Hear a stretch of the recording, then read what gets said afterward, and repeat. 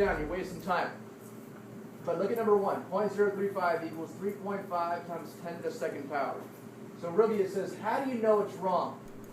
You'll explain. If you are new to an exit ticket where there's a lot of cooperation involved, you have to know this.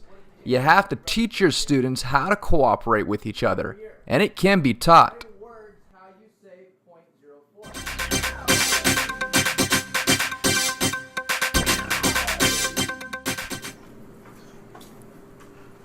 One of my top students just finished. Now when I check his paper, I have to make sure it's perfect, because I'm going to make him one of my teachers in a few moments. Once a student gives you the correct answer, you must make sure you keep their paper. You do not want it to circulate throughout the class. Perfect answer. I just got from Alan, by the way. That was thinking better. Watch how the line is about to form. It can get very long at times, so you need to have good classroom control. I frequently point to where I want the students to line up, and they are instructed to wait quietly, and if they are to talk, it's only about math.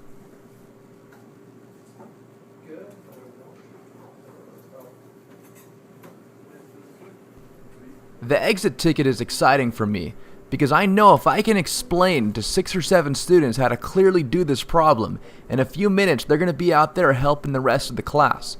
A lot of good classroom energy is generated from this activity, and this energy will spill over into other parts of the class. Sometimes you have to be strategic about which students you send out there to help and with whom. Students must be instructed that while they're helping another student, they are not allowed to pick up that student's pencil and do the problem for them. They first need to try to teach them, and if that doesn't help, then they can tell them. But they cannot write the problem and answer down for them.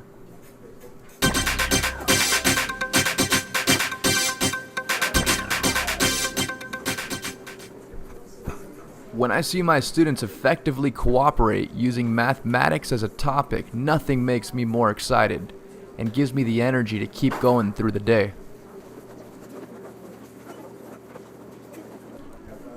Listen carefully to the volume of the class. Notice it's not so loud that learning can't take place and I can't keep track of whatever is going on inside of the classroom. This did not happen by accident.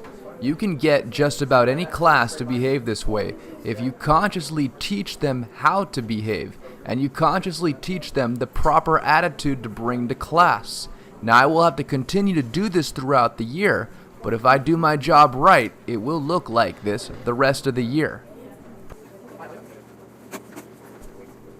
After just about all of my students have completed the exit ticket, I have my students circle around me, and then I pepper them with questions. Sometimes they are very basic and my intent is to let everybody have a chance, and then later on I do increase the difficulty if time permits.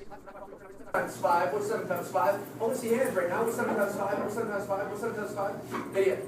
2 class for an idiot. On 2, 1, 2. Alright, what's 8 times 6? What's 8 times 6? 8 times 6, Ruby. Oh, like 28? 2 class, Ruby, on 2, 1, 2. Alright, what is negative 3 plus 1? What's negative 3 plus 1? Notice the tone emitted from the PA system just signified the end of school. But look at what my students are doing. They didn't really even realize that it happened. They were either so engaged or have been conditioned to not respond to it. This frequently happens when they are participating in activities that they enjoy, and the exit ticket is definitely one of them. Negative 3 plus 1. Good.